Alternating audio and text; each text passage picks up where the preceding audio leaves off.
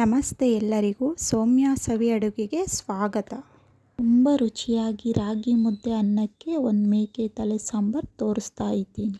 ಇದು ಅನ್ನ ಮುದ್ದೆಗೂ ಅಲ್ಲದೆ ಚಪಾತಿ, ದೋಸೆ, ಇಡ್ಲಿಗೂ ತುಂಬ ಚೆನ್ನಾಗಿರುತ್ತೆ.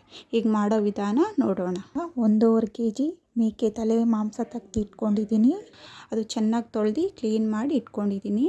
ಇದಕ್ಕೆ ಬೇಕಾಗುವ ಪದಾರ್ಥಗಳು: ಸೋಂಪು, ಪುದೀನ ಸೊಪ್ಪು, ಕೊತ್ತಂಬರಿ ಸೊಪ್ಪು, ಶುಂಠಿ, ಬೆಳ್ಳುಳ್ಳಿ, ಈರುಳ್ಳಿ, ಟೊಮೊಟೊ, ಕಡಲೆಪಪ್ಪು, ಹುಣಸೆಹಣ್ಣು, ಕಲ್ಲುವ್ವು, ಚಕ್ಕೆ, ಲವಂಗ, ಏಲಕ್ಕಿ, ಖಾರದ ಮೆಣಸಿನ್ಕಾಯಿ, ಬ್ಯಾಡಗೆ ಮೆಣಸಿನ್ಕಾಯಿ, ಕಾಯಿ ತುರಿ, ಅರಿಶಿಣ, ಉಪ್ಪು, ಧನಿಯಾ ಪುಡಿ, ಎಣ್ಣೆ ಮತ್ತು ಒಗ್ಗರಣೆಗೆ ಈರುಳ್ಳಿ, ಜಜ್ಜಿದ ಬೆಳ್ಳುಳ್ಳಿ, ಕೊತ್ತಂಬರಿ ಸೊಪ್ಪು, ಇಷ್ಟು ಪದಾರ್ಥ ಬೇಕಾಗುತ್ತೆ. ಮತ್ತು ಒಂದು ಬಾಣಲಿಗೆ ಒಂದು 3 ಸ್ಪೂನ್ ಎಣ್ಣೆ ಹಾಕ್ತಾಯಿದ್ದೀನಿ. ಇದನ್ನೆಲ್ಲ ಮಸಾಲೆ ಹುರ್ಕೊಬೇಕಲ್ಲ, ಅದಕ್ಕೋಸ್ಕರ ಈರುಳ್ಳಿ 1 ಗೆಡ್ಡೆ, ಬೆಳ್ಳುಳ್ಳಿ 1 ಗೆಡ್ಡೆ ಹಾಕ್ಕೊಂಡಿದ್ದೀನಿ.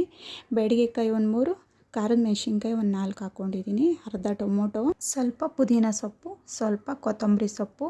ಮಾಂಸ ಮಟನ್ಗೆಲ್ಲ ಆದಷ್ಟು ಕಮ್ಮಿ ಮಸಾಲೆ ಹಾಕಿದ್ರೆ ತುಂಬ ಚೆನ್ನಾಗಿರುತ್ತೆ. 2 ಇಂಚು ಶುಂಠಿನೂ ಹಾಕ್ತಾಯಿದ್ದೀನಿ. ಗೋಡಂಬಿ 1 6 ಹಾಕ್ತಾಯಿದ್ದೀನಿ.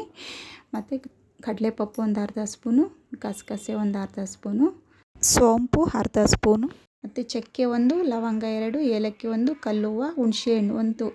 ಗೋಲಿಗಾದ್ರದ್ದು ಹುಣಸೆಹಣ್ಣು ಹಾಕಿದ್ರೆ ಸಾಕು, ತುಂಬ ಚೆನ್ನಾಗಿರುತ್ತೆ ಹುಣಸೆಹಣ್ಣು ಹಾಕೋದ್ರಿಂದ. ಅರ್ಧ ಬಟ್ಲು ತೆಂಗಿನಕಾಯಿ ಹಾಕ್ಕೊಳ್ತಾ ಇದ್ದೀನಿ. ಅರ್ಧ ಸ್ಪೂನು ಇದ್ರ ಜೊತೆ ಅರಿಶಿನ ಪುಡಿನ ಸೇರಿಸ್ಕೊಬೇಕಾಗುತ್ತೆ. ಮತ್ತು ಇದು ಕಮ್ಮಿ ಉರಿಲೇ ಒಂದು 5 ನಿಮಿಷದ ಕಾಲ ಈ ಥರನೇ ಹುರ್ಕೊಬೇಕಾಗುತ್ತೆ. ನೋಡಿ, 5 ನಿಮಿಷಗಳಾದಮೇಲೆ ಧನಿಯಾ ಪುಡಿ 2 ಸ್ಪೂನ್ ತೊಗೊಂಡಿದ್ದೀನಿ. ಅದನ್ನು ಇದ್ರ ಜೊತೆನೇ ಸೇರಿಸ್ಕೊಳ್ತೀನಿ.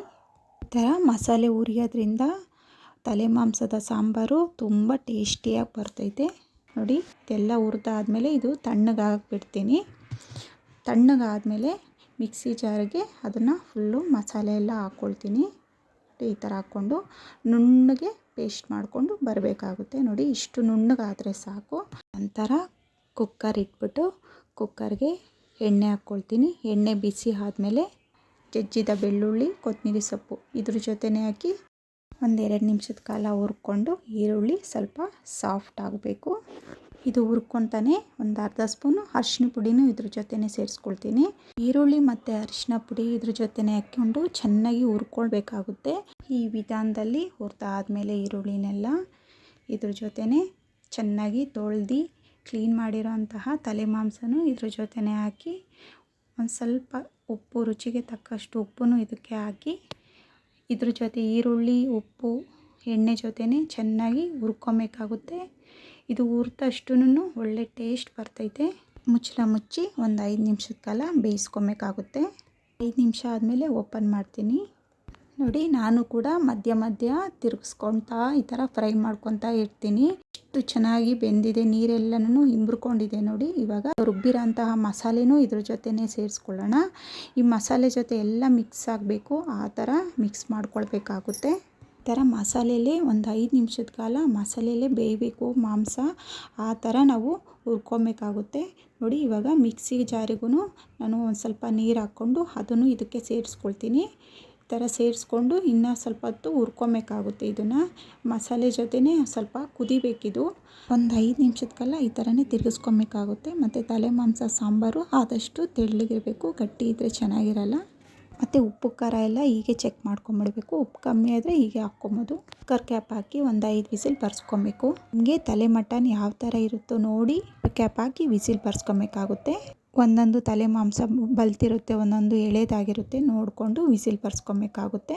ಈಗ ಕುಕ್ಕರ್ ಕ್ಯಾಪ್ ಹಾಕಿ 4ರಿಂದ 5 ವಿಸಿಲ್ ಬರ್ಸ್ತೀನಿ. 4 ವಿಸಿಲ್ ಆಗಿದೆ, ಕುಕ್ಕರು ತಣ್ಣಗಾಗಿದೆ. ಇವಾಗ ಓಪನ್ ಮಾಡಿ ತೋರಿಸ್ತಾ ಇದ್ದೀನಿ. ಸೂಪರಾಗಿ ತಲೆ ಮಾಂಸ ಸಾಂಬಾರು ರೆಡಿಯಾಗಿದೆ. ಇವಾಗ ಚೆನ್ನಾಗಿ ಸಾಂಬಾರನ್ನ ಮಿಕ್ಸ್ ಮಾಡ್ಕೊಳ್ಳೋಣ. ಚೆನ್ನಾಗಿ ಮಿಕ್ಸ್ ಮಾಡಿಕೊಂಡು ಉಪ್ಪೆಲ್ಲ ಕರೆಕ್ಟಿಗಿದೆಯಾ ಅಂತ ನೋಡ್ಕೊಳ್ಳೋಣ. ಸಾಂಬಾರು ಏನಾದರೂ ಒಂಚೂರು ಗಟ್ಟಿ ಆಯಿತು ಅಂದರೆ ಅದಕ್ಕೆ ನೀರು ಹಾಕ್ಕೊಂಡು ಸ್ವಲ್ಪ ಕುದಿಸ್ಕೊಬೇಕಾಗುತ್ತೆ. ಆ ತಲೆ ಮಾಂಸನೂ ಕೂಡ ತುಂಬ ಸಾಫ್ಟಾಗಿ ಬೆಂದೋಗಿದೆ. ನೋಡಿ, ಇವಾಗ ನಾನು ಒಂದು ಬಟ್ಲಿಗೆ ಹಾಕ್ಕೊಳ್ತಾ ಇದ್ದೀನಿ. ಸಾಂಬಾರು ಮುದ್ದೆ, ಅನ್ನ, ದೋಸೆ, ಚಪಾತಿ, ಇಡ್ಲಿ ಎಲ್ಲದಕ್ಕೂ ತುಂಬ ಸೂಟ್ ಆಗುತ್ತೆ, ಅಷ್ಟು ಚೆನ್ನಾಗಿರುತ್ತೆ. ಹಾಗಿದ್ದರೆ ಈ ವಿಧಾನದಲ್ಲಿ ನೀವು ಟ್ರೈ ಮಾಡಿ ಹೇಗಿದೆ ಅಂತ ಕಮೆಂಟ್ಸ್ ಮೂಲಕ ತಿಳಿಸಿ. ಈ ವಿಡಿಯೋ ಇಷ್ಟ ಆಗಿದೆ ಅನ್ಕೋತೀನಿ. ಈ ವಿಡಿಯೋ ಇಷ್ಟ ಆದರೆ ಲೈಕ್ ಮಾಡಿ, ಶೇರ್ ಮಾಡಿ, ಸಬ್ಸ್ಕ್ರೈಬ್ ಮಾಡ್ಕೊಳ್ಳೋದು ಮರಿಬೇಡಿ.